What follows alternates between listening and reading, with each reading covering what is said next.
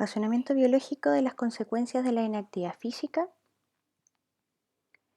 La información que tenemos de este caso es que Roberto es un paciente con obesidad sin manifestación clínica de diabetes ni enfermedad metabólica. Es un paciente inactivo con una dieta altamente calórica y este sufre un accidente traumatológico que lo mantendrá en reposo en cama con movilidad reducida por 3 semanas. Yo me puse en el caso de que es un paciente que tuvo una lesión traumatológica bien grave, que su movilidad va a estar muy restringida, que va a tener una mínima activación.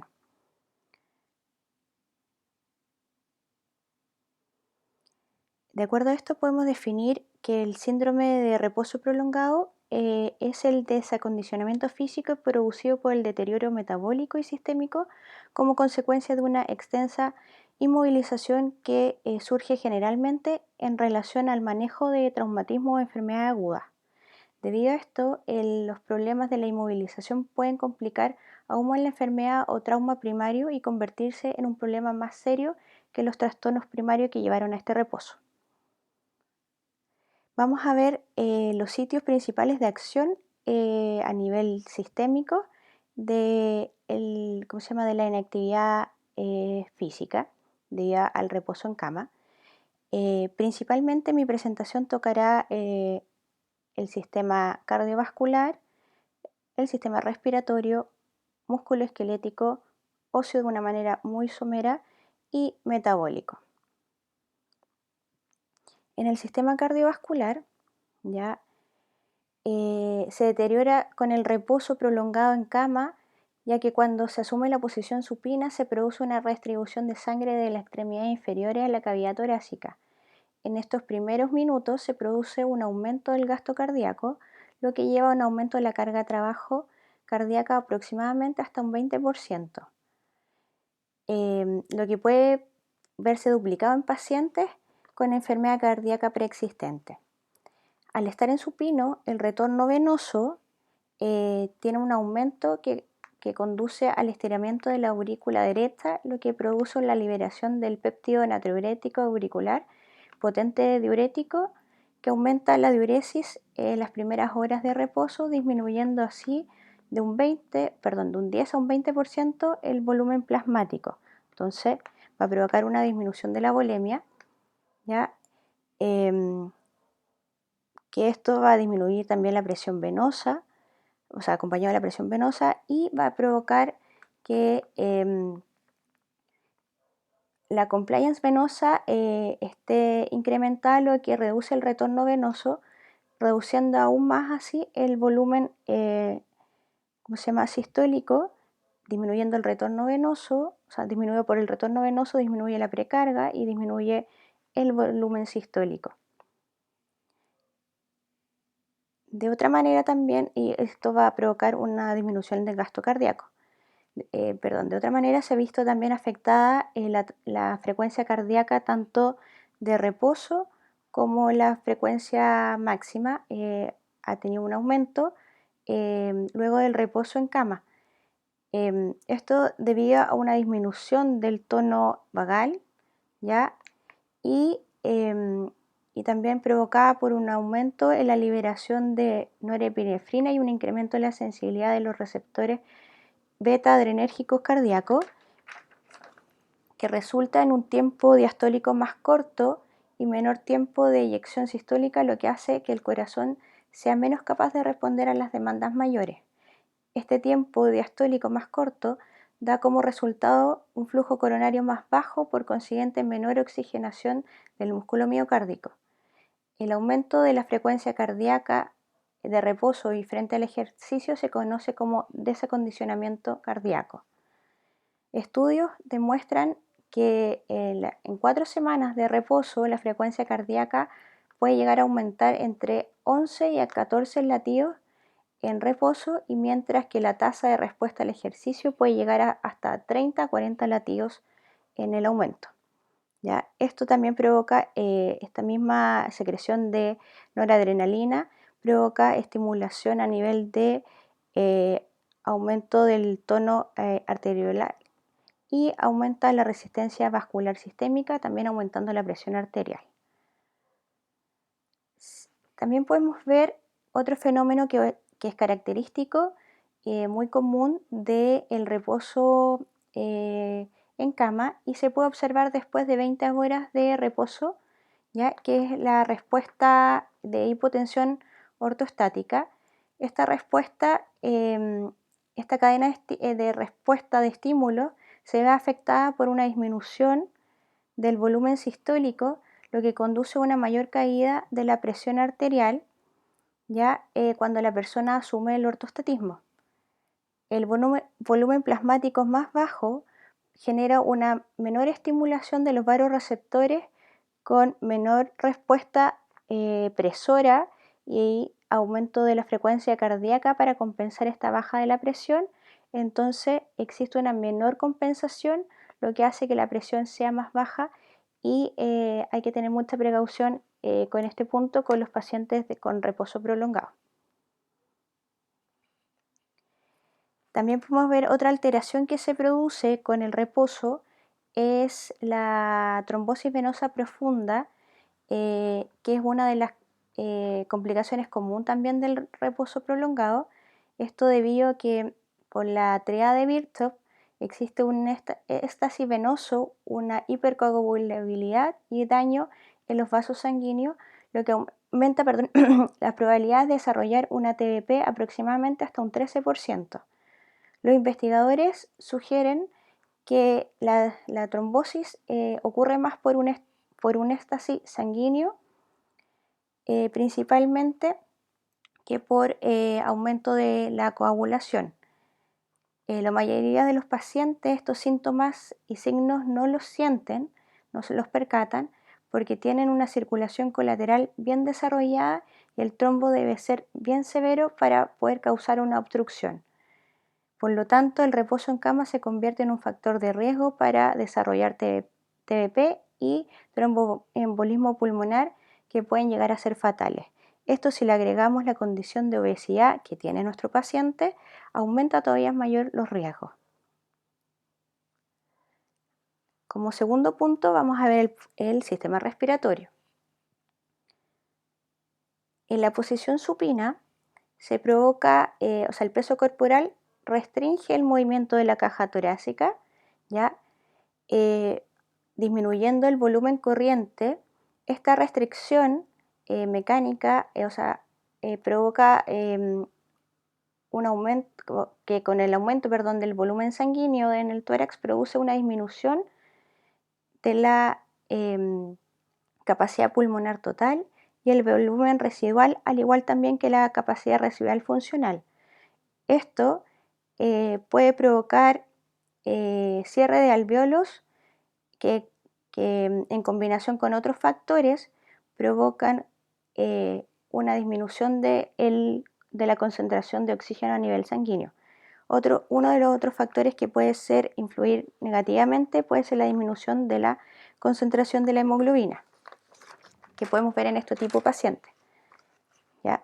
Si relacionamos todos estos puntos también con el decúbito, podemos ver que existen una distribución a nivel pulmonar distinta entre relación de la ventilación y la perfusión, lo que va a provocar un aumento del espacio muerto y mayores zonas de no intercambio gaseoso, provocando menor concentración de oxígeno a nivel sanguíneo.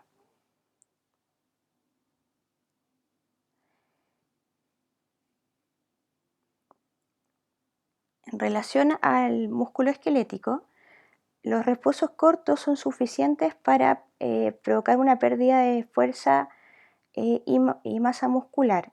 Estudios han observado que hasta puede ser una disminución de un 2% de la masa muscular en adultos jóvenes posterior a un reposo de aproximadamente 28 días, pero sin embargo en una población mayor esta aumenta, mostrando una disminución que puede llegar hasta el 7% en solo 10 días de reposo. Casi la mitad de la fuerza muscular se pierde por la inmovilización alrededor de la tercera y quinta semana de reposo, junto con un mayor acortamiento de las fibras musculares, lo que provoca a nivel de sarcómero que alteraciones que disminuyen el músculo cuando o sea, el número de sarcómeros disminuye en el músculo cuando se mantiene acortado, y la extensión de la atrofia aumenta significativamente cuando el músculo se mantiene en tal posición. Los músculos antigravitatorios sufren mayor pérdida de fuerza porque pierden el tono cuando no hay movilidad con peso. Estos grupos musculares pierden proteínas contráctiles y hay un aumento del tejido no contráctil a nivel muscular. Los periodos de inmovilidad afectan ambos tipos de fibras musculares, ¿ya? Pero hay un resultado controversial en los estudios que no llega a cuál tipo de fibra tiene una atrofia más rápida que la otra. Pero sin embargo se afirma que las fibras de tipo 2 se atrofian más rápido que las fibras tipo 1. El balance nitrogenado se incrementa en reposo en cama significativamente alrededor del quinto día de reposo y alcanza un pic durante la segunda semana de inmovilización alrededor de un 21 o 40% sobre el valor basal. Este es un indicador de desequilibrio entre la síntesis y degradación proteica, lo hace un marcador temprano de atrofia muscular.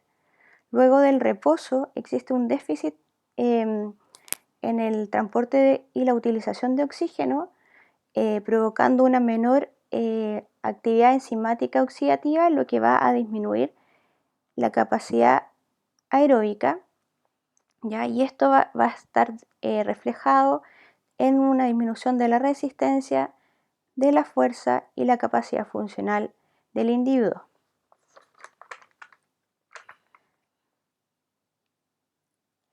No podemos olvidar tampoco que los músculos inspiratorios y expiratorios y el diafragma también son músculos esqueléticos y se comportan de la misma manera.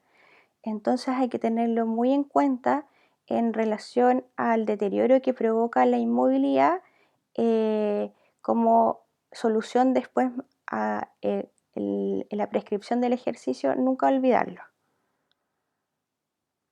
Si hacemos un resumen de los factores que influyen tanto cardíacos como periféricos, provocan una disminución del VO2 máximo. El VO2 máximo disminuye y el grado de pérdida depende de la longitud del reposo en cama. Esta disminución puede ser independiente del sexo y de la edad. Sin embargo, en individuos más entrenados experimentan una disminución mayor de VO2. La disminución del VO2 después del reposo puede ser atribuida tanto a factores cardíacos como periféricos, aunque predominan los factores cardíacos. Las principales causas de la disminución del VO2 y del gasto cardíaco post reposo se deben a una disminución del volumen sistólico, aunque la disminución del volumen sistólico y el gasto cardíaco son las causas más importantes, junto con un aumento de una disminución del tono vagal, mayor respuesta noradrenérgica y aumento de la frecuencia cardíaca. También existe un factor periférico que contribuye a esta disminución. El reposo prolongado produce una disminución aproximadamente del 9% de la masa de las células rojas sanguíneas que comprometen el transporte de oxígeno. Junto con esto hay una disminución de la capilarización y disminución del flujo sanguíneo muscular que llevan también a una disminución del VO2 máximo por factores periféricos. En relación al sistema óseo, solo nombrar que las alteraciones se producen más a largo plazo que tempranamente y es por una alteración entre la actividad osteoblástica y osteoclástica gatillada por una no estimulación de carga de peso que favorece mayor actividad osteoblástica generando osteopenia, ¿ya? En un estudio se evidenció cómo afecta el reposo a la pérdida de masa ósea en distintos tejidos, o sea, en distintos huesos. A la quinta semana, en este estudio se pudo ver que afectaba la columna vertebral, a las 12 semanas la columna más el trocánter mayor y en la semana 17 ya había mayor compromiso en tibia, columna, cuello femoral, calcáneo y trocánter mayor.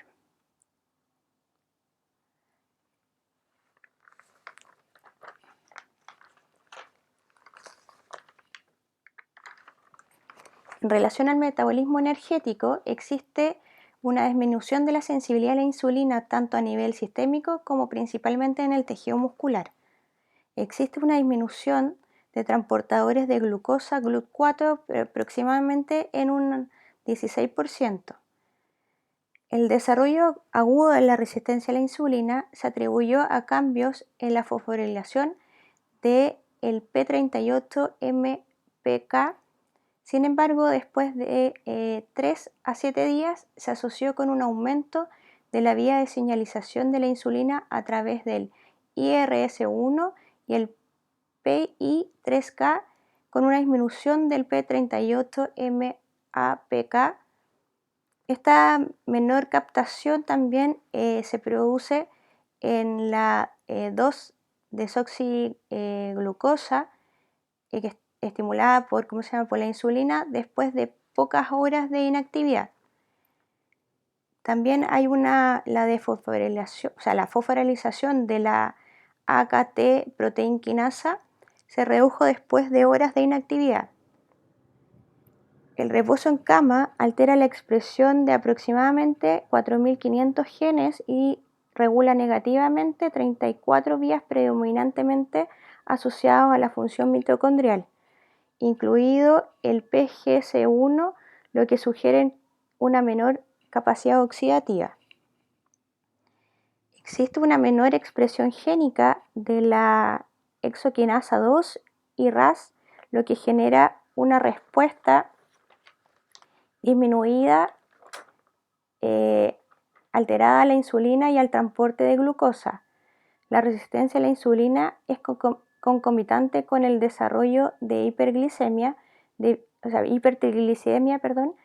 debido a un aumento de la lipólisis en el tejido adiposo o a un menor aclaramiento de grasas plasmáticas o ambos procesos.